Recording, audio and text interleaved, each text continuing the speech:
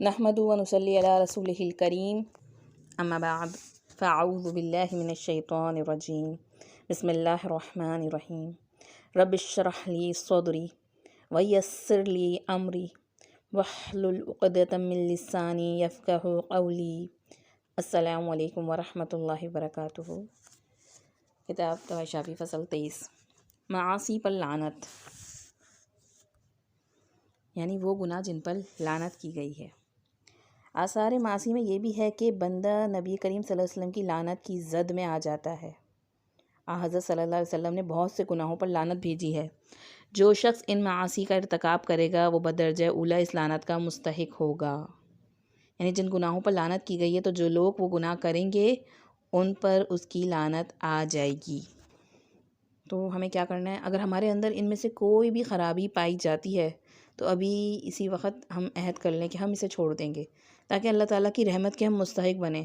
اللہ تعالیٰ ہم سب کو ایسے کاموں سے محفوظ فرمائے، اور ان میں سے کوئی اگر ہم میں موجود ہے تو اس سے ہمارے چھٹکارا عطا فرمائے۔ پہلی حدیث کے مطابق نبی کریم صلی اللہ علیہ وسلم نے ان عورتوں پہ لعنت بھیجی ہے جو بدن پر گودے لگوا کر اس میں رنگ بھریں، یعنی ٹیٹوز بنوائیں، اور بالوں کے ساتھ دوسرا بال جوڑ کر انہیں لمبا کریں۔ بالوں کے ساتھ بال جوڑنا، اور جو ایسا کرنے کا پیشہ اختیار کریں، یعنی ایسا پروفیشن اختیار کریں، اور چہرے سے بال اکھیڑیں اور اپنے دانتوں کو گھس کر تیز کریں، اور ایسا کرنے کو بطور پیشہ اپنائیں۔ تو پہلی حدیث ہی خوبصورتی کے لیے کیے جانے والے کچھ کاموں پر لعنت، اور ایسی خوبصورتی جو دھوکے پر بیس ہو، ان پر لعنت کروائی گئی ہے رسول اللہ صلی اللہ علیہ وسلم کے ذریعے، کیونکہ آپ صلی اللہ علیہ وسلم کو رحمت للعالمین بنا کر بھیجا گیا ہے، اور آپ سے ہی ان گناہوں پر لعنت کروائی گئی۔ تو ان کی برائی کی شدت اور اس کی انٹینسٹی کو سمجھیں۔ لعنت یعنی اللہ کی رحمت سے دوری، اور اللہ تعالیٰ کی رحمت کے بغیر ہم جنت میں بھی نہیں جا سکتے۔ تو وقتی خوبصورتی کے لیے ہم کیا کچھ کرتے ہیں، جسم پر یا چہرے پہ گودنا، یا ٹیٹو بنوانا، اور یہ وگ لگانا، اور آج کل جو ایکسٹینشنز کتنے کامن ہوتے جا رہے ہیں گے۔ اور ایک ہوتا ہے گا کہ پراندہ ٹائپ کا جو ہوتا ہے جس میں دھاگا ہوتا ہے گا، تو وہ منع نہیں ہے، اس میں کلر بھی ہوتا ہے کہ وہ آپ کو فیل ہو رہا ہوتا ہے کہ یہ، لیکن بال ہی سے بال جوڑنا تو وہ چیز منع آئے گی اور لعنت والے کاموں میں ہے۔ اور خاص طور پہ دلہن کو اس طرح جب سجایا جاتا ہے، تو اگر ہم اپنی میرڈ لائف کو ان لعنت والی چیزوں سے سٹارٹ کریں گے تو کیا برکت ہوگی۔ اور پھر یہ کام کروانا لعنت کا مستحق، اور کرنا بھی، یعنی کہ اس کو پروفیشن سے جو کمائی حاصل ہوگی تو بھلا کیا اس میں برکت ہوگی۔ اور جو چہرے کے بال ہیں نا، وہ دو طرح کے ہوتے ہیں۔ ایک تو ہوتا ہے بیماری، یعنی ہارمونلز پرابلم جو ہوتی ہیں گی، اگر داڑھی مونچھ کی جگہ پہ عورت کے بال آ رہے ہیں تو یہ اس کی نسوانیت کو خراب کر رہے ہیں، تو اس کو صاف کرنا جو ہے لعنت والے کاموں میں نہیں آئے گا، بلکہ اس کو بدرجہ اولی ضروری ہے صاف کرنا۔ لیکن یہاں پہ جو چیز لعنت والے کاموں میں آئے گی وہ بھووں کو شیپ دینا ہے گا، اور یا پھر پورے فیس کو ہی بال اکھیڑ لینا خوبصورتی کے لیے۔ تو یہ دونوں چیزیں جو ہے اس میں شامل ہو جائیں گی۔ اسی طرح سے آپ صلی اللہ علیہ وسلم نے سود لینے والے اور دینے والے اور اس کے لکھنے اور اس کے گواہوں پر لعنت بھیجی ہے۔ یعنی جہاں سود کا کاروبار کام ہو رہا ہے گا، اگر کوئی بندہ سود لے دے بھی نہیں رہا، صرف اس کی ٹرانزیکشنز لکھ رہا ہے گا اور اس کی کسی بھی طریقے سے ہیلپ کر رہا ہے گا، اس کے کام میں مددگار بن کے، اور اس سے پھر سیلری لے رہا ہے گا، تو وہ بھی اس کی زد میں آ جائے گا۔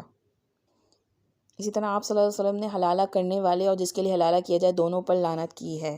یعنی جب طلاق بین ہو جاتی ہے کہ جس کے بعد دوبارہ شادی نہیں کی جا سکتی، تو اس کے بعد قدرتی طور پہ حلالہ ہو جائے تو اجازت ہے کہ کسی طریقے سے بعض وقت دوسرا ہسبینڈ جہاں سے شادی ہوئی فوت ہو جائے یا وہاں سے بھی ڈیورس ہو جائے، لیکن پلان کر کے کرنا تو یہ لعنت والے کاموں میں سے ہے۔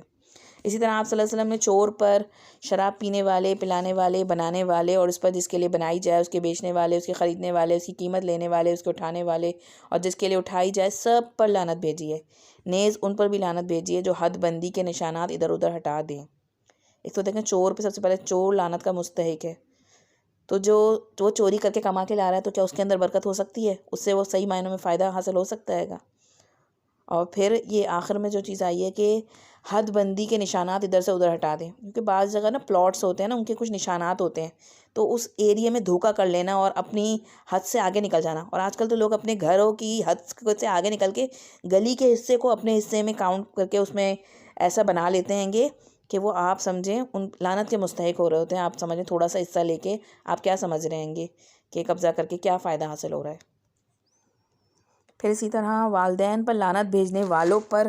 لعنت کی گئی ہے، یعنی کہ کوئی کسی اور کے ماں باپ کو اگر گالی دیتا ہے تو وہ کیا سبب بنتا ہے؟ وہ اپنے ماں باپ کو گالیاں دینے کا سبب بنتا ہے۔ غیر اللہ کے لیے ذبح کرنے والوں پر، جو اللہ کے سوا کسی اور کے لیے ذبح کرتے ہیں، قربانی کرتے ہیں گے، کوئی کسی اور کے لیے کسی غریبوں کو کھلاتے پلاتے ہیں یا دیتے ہیں گے، جو بھی پیسہ خرچ کیا جاتا ہے کہیں اور جا کر، چاہے وہ کسی قبر کے لیے ہو یا کسی فوت شدگان ولی اللہ کے لیے ہو یا کسی بھی نام سے، تو وہ سب کیا ہے؟ غیر اللہ کے ذبح میں آئے گا، اور ان سب پہ لعنت کی گئی ہے کہ وہ اللہ نے ان کو رزق دیا ہے گا اور وہ کسی اور کے نام پہ اس رزق کو نکال رہے ہیں گے۔ مخنث پر اور ان کی عورتوں پر جو مردوں کو وضع بنائیں، اور آحد صلی اللہ علیہ وسلم نے ان سب پہ لعنت بھیجی ہے۔ یعنی جو مرد عورت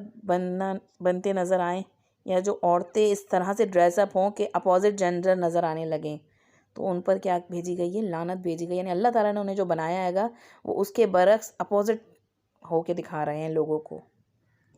اسی طرح دین میں بدعت جاری کرنے والے پر لعنت ہے، کہ جو دین میں نیا کام نکالے جو کہ نبی کریم صلی اللہ علیہ وسلم سے ثابت نہ ہو، کیونکہ دین کہاں مکمل ہوا ہے؟ اللہ کے رسول صلی اللہ علیہ وسلم پر وحی کے ذریعے مکمل کر دیا گیا ہے۔ تو دین میں بدعت جاری کرنے والے اور اس پر عمل کرنے والے پہ لعنت ہے۔ تصویر بنانے والے پر، اور اس میں خاص طور پہ ہاتھ سے ڈرا کرنا، پورٹریٹ، تو جن پہ، اور وہ بھی وہ ان چیزوں کا جن میں جان ڈالی جا سکے، نہیں انسان اور جانور کا، ویسے ہی آپ سینری وغیرہ بنائیں تو اس میں کوئی حرج نہیں۔ لواطت کرنے والے پر لعنت کی گئی ہے، یعنی مرد مرد کے ساتھ اور عورت عورت کے ساتھ ایسا جسمانی تعلق جس سے منع کیا گیا، ہوموسیکسوئلز پر۔ ماں باپ کو گالی دینے والے پر لعنت کی گئی، اندھے کو راستہ بھٹکا دینے والے پہ، یعنی ایک اندھا ہے گا، اگر وہ آپ سے راستہ مانگ رہا ہے اور آپ اس کو غلط راہ کی طرف بھیج دیتے ہیں مذاق کے طور پہ، تو اس پہ لعنت ہے گی۔ یعنی کوئی شخص جو کہ ضرورت مند ہے اس کو بھٹکا دینا اس کی صحیح راہ سے غلط راہ کی طرف، اور صرف اپنے وقتی خوشی کے لیے اور ہنسی مذاق کے لیے۔ اور کسی چوپائے کے ساتھ بدفعلی کرنے والے پر لعنت کی گئی، اور جو کسی جانور کے چہرے پر داغیں، یعنی جانوروں تک کی شکل بگاڑنا بھی منع ہے، تو جانور کی شکل پہ داغنے اور اس کی شکل بگاڑنے پر لعنت ہے۔ مسلمانوں کو ضرر پہنچانے والے اور انہیں دھوکہ دینے والے، یعنی جو لوگ مسلمانوں کو دھوکہ دیتے ہیں، نقصان دیتے ہیں، دوائیوں میں ملاوٹ، کھانے میں ملاوٹ، یا کسی بھی قسم کا دھوکہ ہو سکتا ہے، کوئی بزنس میں ہو رہا ہے یا کسی رشتے میں دھوکہ دیا جا رہا ہے گا، تو وہ سب جو ہیں وہ اللہ کی لعنت کے مستحق بن رہے ہیں، نبی کریم صلی اللہ علیہ وسلم کی لعنت کے مستحق بن رہے ہیں۔ قبروں کی زیارت کرنے والی عورتوں پر، اور قبروں کو سجدہ گاہ بنانے والوں پر، اور قبروں پر چراغ جلانے والوں پر لعنت کی گئی ہے۔ دیکھیں، قبرستان جانے کے لیے منع نہیں کیا گیا ہے، لیکن قبرستان میں جا کر چراغ جلانا، لائٹیں لگوانا قبر پر، وہاں کی مٹی کو جادو وغیرہ کے لیے استعمال کرنا، یہ سب کام جو ہے لعنت والے کام ہیں گے۔ اور عورت کو خاص طور پہ قبرستان جانے کے لیے منع کیوں کیا گیا ہے کہ قبرستان جو ہے انسان عبرت کے لیے جا سکتا ہے گا، خیر وہ عورت بھی جا سکتی ہے، لیکن عورت دراصل کمزور ہوتی ہے گی، ایموشنل ہوتی ہے گی۔ اگر ایک عورت کے سمجھے والدین فوت ہو گئے ہیں گے اور اگر وہ روزانہ قبرستان جاتی ہے گی تو اس کا غم تازہ رہے گا، وہ ایموشنل کنڈیشن میں رہے گی، تو کیسے نارمل ہو پائے گی۔ یا بعض عورتیں قبر پر مزاروں پر جاتی ہیں تو وہ عقیدے کی خرابی کی وجہ سے منت مانگنا وہاں جا کر، تو ان سب وجوہات کی وجہ سے عورتوں کو منع کیا گیا ہے گا۔ اور جائز کیا وجہ ہے گی کہ عورت بھی جا سکتی ہے قبرستان، لیکن عبرت حاصل کرنے کے لیے۔ اسی طرح عورت کو اس کے شوہر کے خلاف اور غلام کو اس کے آقا کے خلاف ورغلانے والے پر لعنت کی گئی ہے۔ یعنی کہ اگر عورت اور میاں بیوی کے درمیان کوئی چپکلش ہو رہی ہے تو عورت کو بھی صبر کی تلقین کرنا، اچھی نصیحت کرنا، لیکن چھوٹی چھوٹی باتوں پہ عورت کو اس کے شوہر کے خلاف بھڑکا دینا، اور غلام کو آقا کے خلاف میں سرونٹس آتے ہیں کہ سرونٹس کو ان کے مالک کے خلاف بھڑکا دینا، تو اس پر لعنت کی گئی ہے گی۔ اور اسی طرح بیوی کے ساتھ دبر میں جمع کرنے والے پر آپ صلی اللہ علیہ وسلم نے لعنت فرمائی ہے۔ رسول اللہ صلی اللہ علیہ وسلم نے یہ بھی فرمایا ہے کہ اپنے شوہر سے سرکش ہو کر علیحدہ سونے والی عورت پر صبح تک فرشتے لعنت بھیجتے ہیں، اور جو شخص اپنے آپ کو اپنے باپ کے سوا دوسرے کا بیٹا گردانے اس پر بھی لعنت بھیجی گئی ہے۔ اس کے یہاں پہ شوہر کی نافرمانی کہ شوہر کا حق نہیں دینا اور اس سے الگ ہو کر رہنا، تو اس میں لعنت کی مستحق ہوگی۔ اور دوسرا، اگر بچے کا باپ کا نام معلوم نہیں ہو کسی کو، تو وہ آپ نے فرمایا تمہارے دینی بھائی ہیں، ان کا نام عبداللہ عبدالرحمن رکھو، لیکن کسی اور کی نسبت نہ کیا جائے۔ اور اسی طریقے سے کسی خاندان کی نسبت، یعنی اپنے آپ کو جٹ کہلانا، اگر آپ خود نہیں ہیں جٹ، اپنے آپ کو مغل کہلانا یا سید کہلانا، اگر آپ کا تعلق وہاں سے نہیں ہے تو آپ لعنت کے مستحق بن رہے ہیں گے۔ تو اگر لے پالک کو بھی پالا ہے گا کسی نے اور وہ اس کا اصل باپ کا نام معلوم ہے تو اس کا اصل باپ کا نام ہی اس کے نام کے ساتھ لگایا جائے گا، ورنہ ظاہر سی بات ہے جو یہ کام کر رہا ہے وہ لعنت کا مستحق ٹھہرے گا۔ کیونکہ اکثر ایسا ہوتا ہے میاں بیوی میں ناچاکی ہو گئی اور بچہ ماں کے ساتھ رہ رہا ہے تو پھر باپ کا نام بھی ہٹا دیا جاتا ہے گا کہ باپ نے تو کبھی پوچھا ہی نہیں، وہ اس قابل ہی نہیں ہے تو اس کا نام کیا لگانا۔ تو یہ اسلام میں جائز نہیں ہے، بلکہ لعنت والا کام ہے، تو اس میں ماں بھی لعنت کی مستحق ہو جائے گی۔ اسی طرح یہ بھی فرمایا ہے کہ جو آدمی کسی مسلمان بھائی کو کسی ہتھیار سے ڈرائے اس پر فرشتے لعنت بھیجتے ہیں۔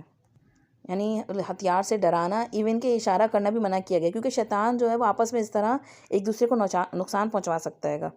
تو اس لیے فرسٹ اسٹیپ پر ہی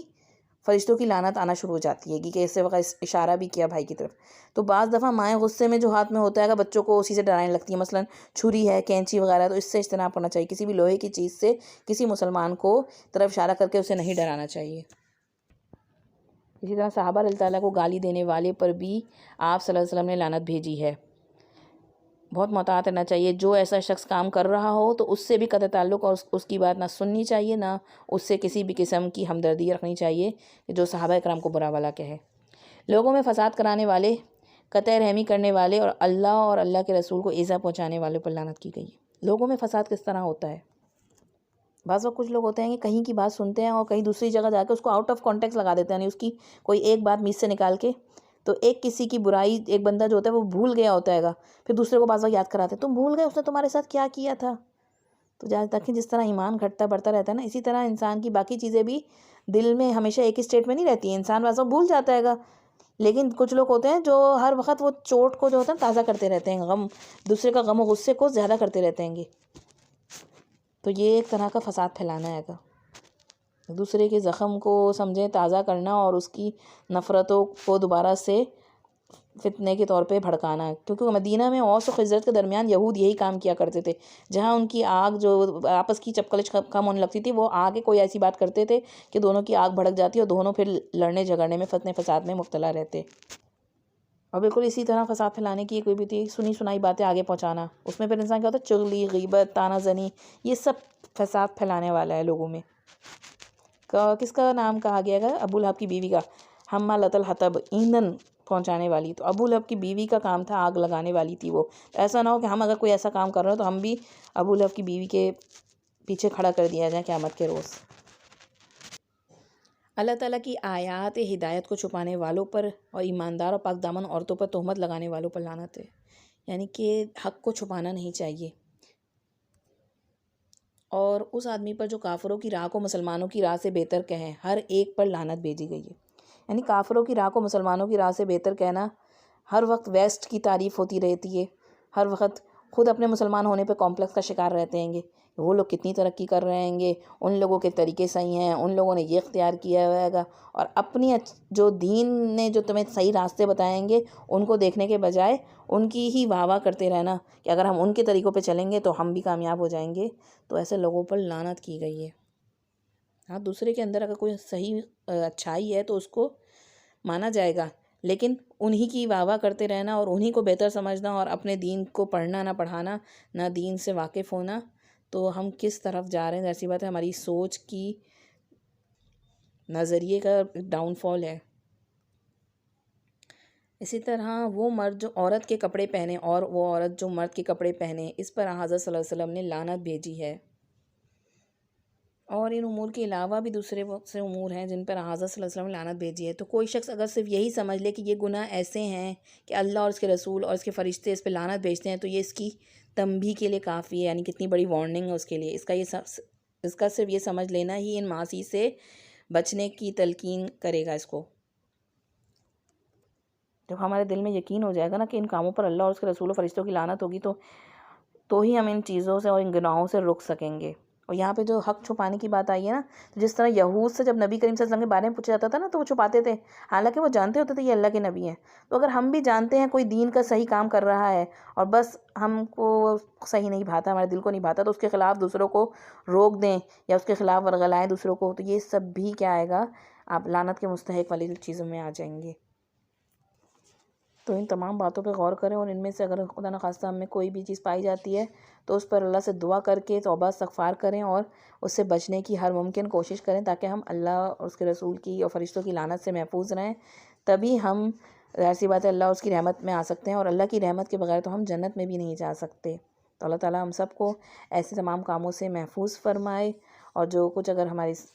پچھلی زندگی میں ہو چکا ہے تو اسے معاف فرمائے، اور ہمیں اپنی اطاعت اور رحمت کے کاموں کی طرف